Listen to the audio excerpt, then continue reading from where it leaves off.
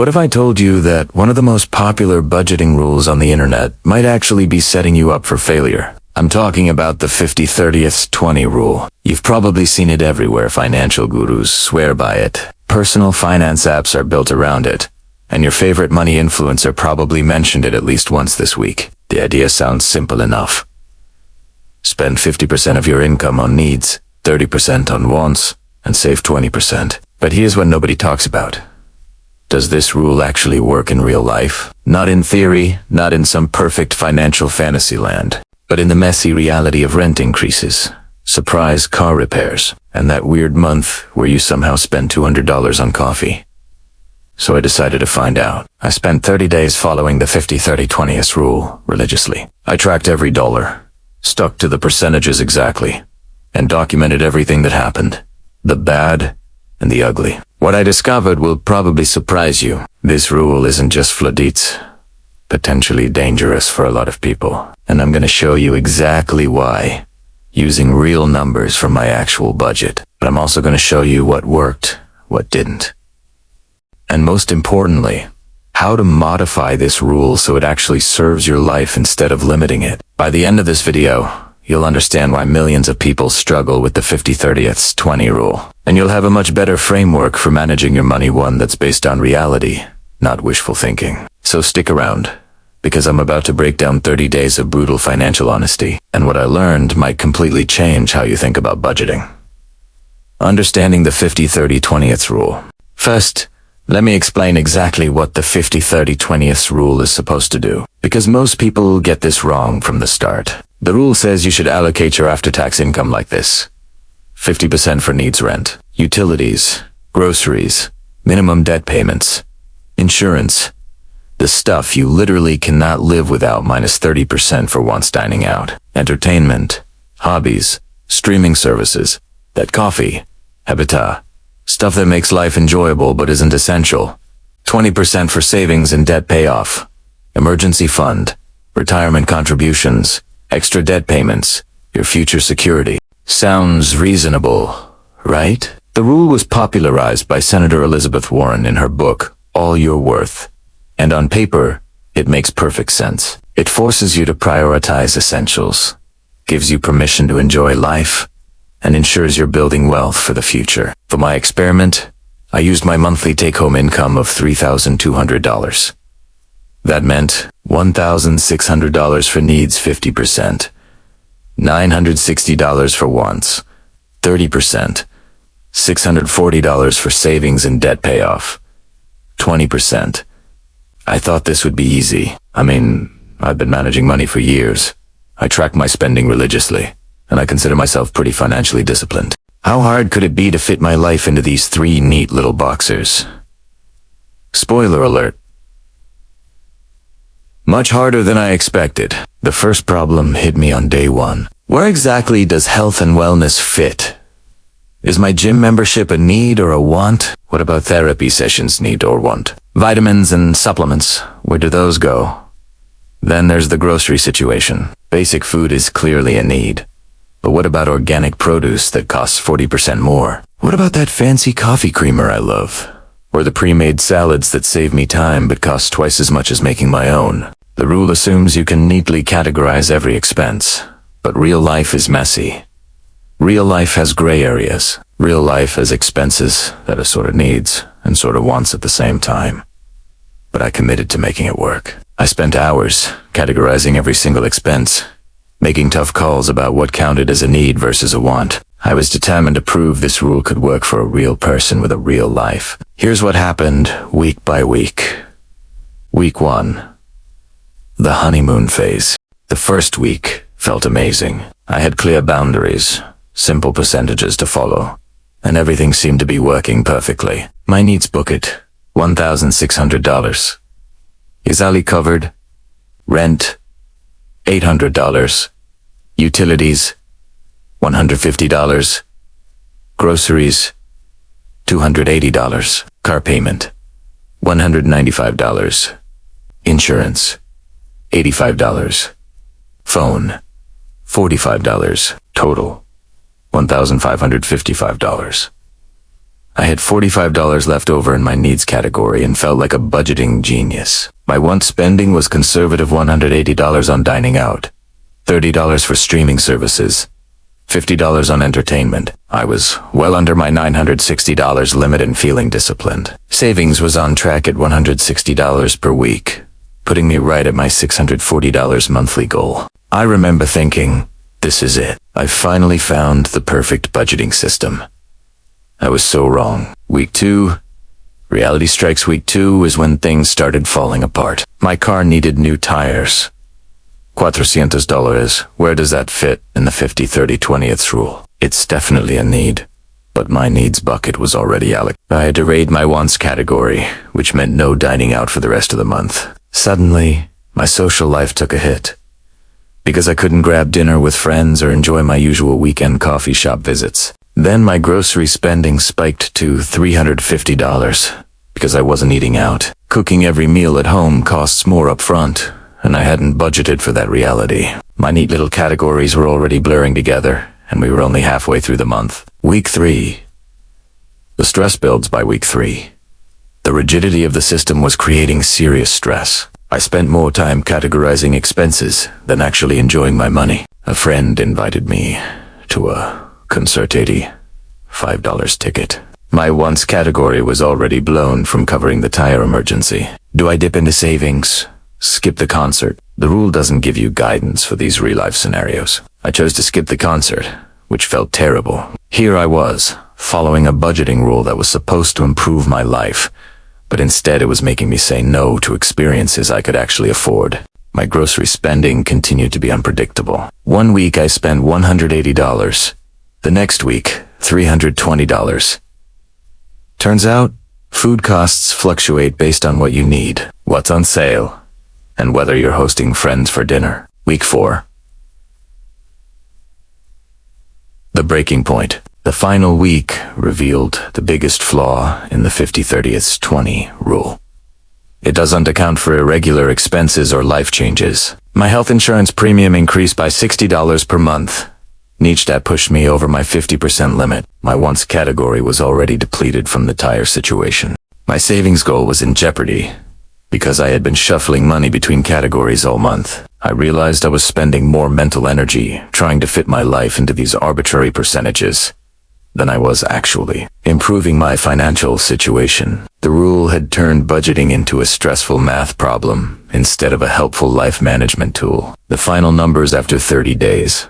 Here's where I actually landed. NIDS 58%, $1,856. Wants 22%, $704. Savings 20% of 650 dólares. Primera técnica I failed the rule, but my actual spending made perfect sense for my life.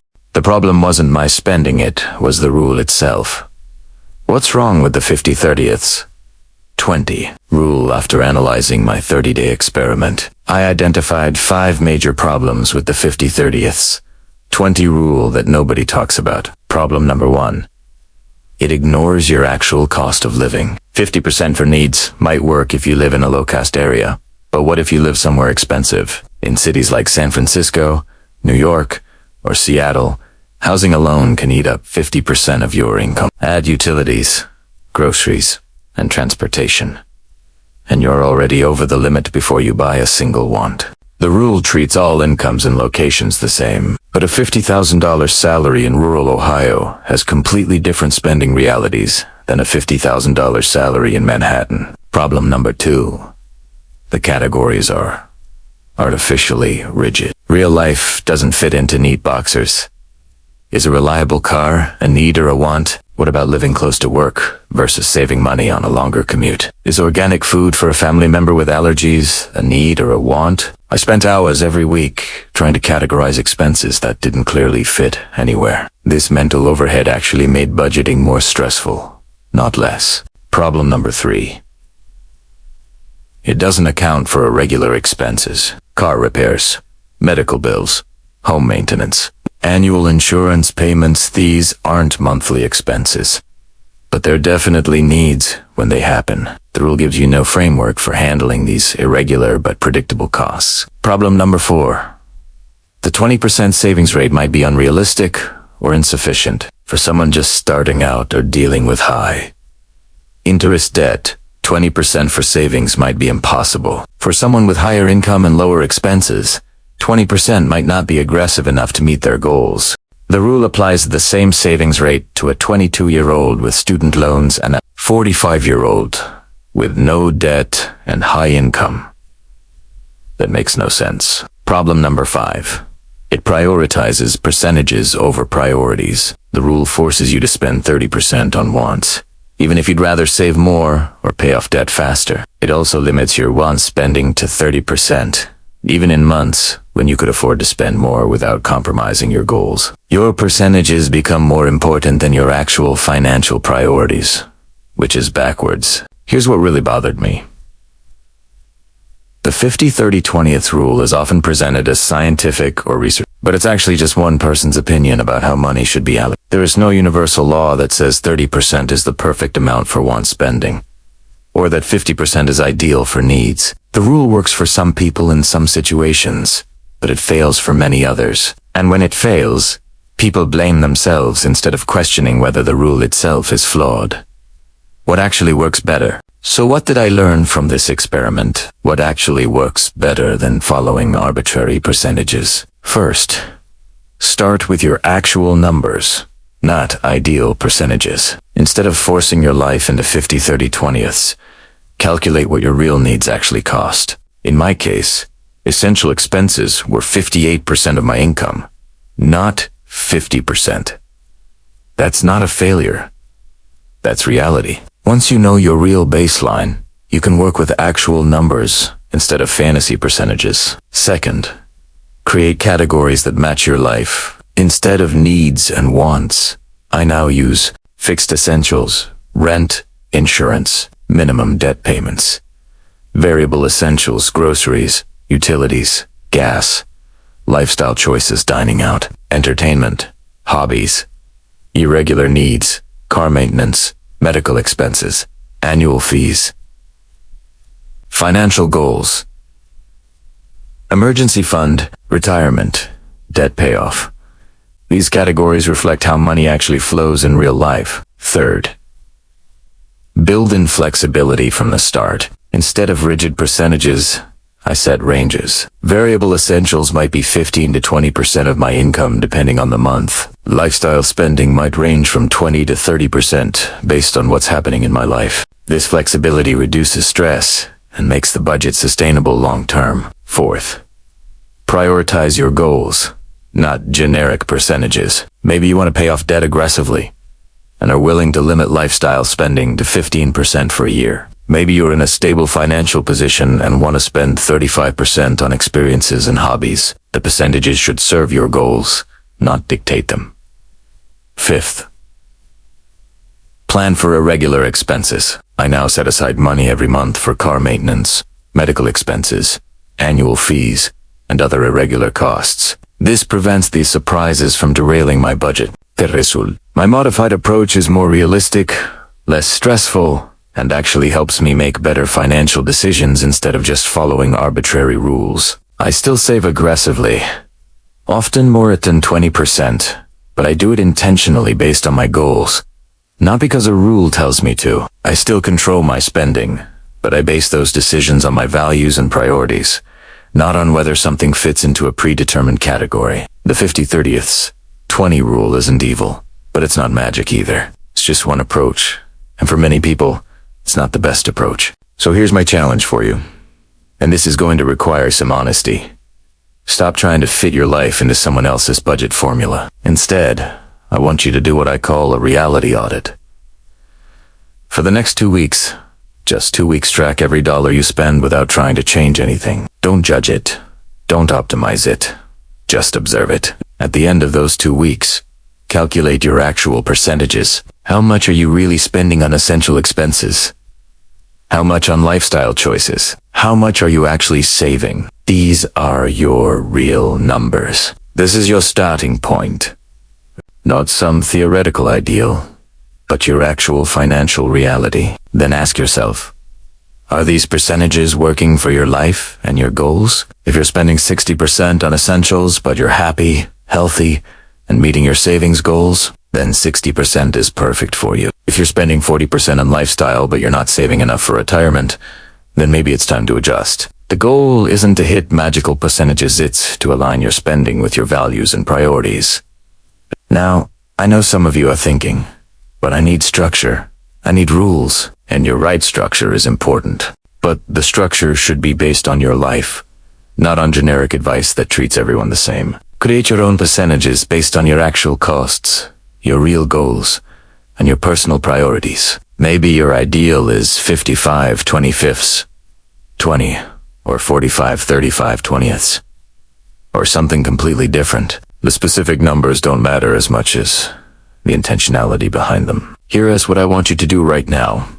Open your banking app, or pull up your last month's expenses. Start categorizing them based on your actual life, not theoretical categories. How much did you actually spend on true essentials? How much on choices? How much did you save or put toward debt? Those numbers are your reality check. They're more valuable than any generic rule because they're based on your actual life. Drop a comment below and let me know.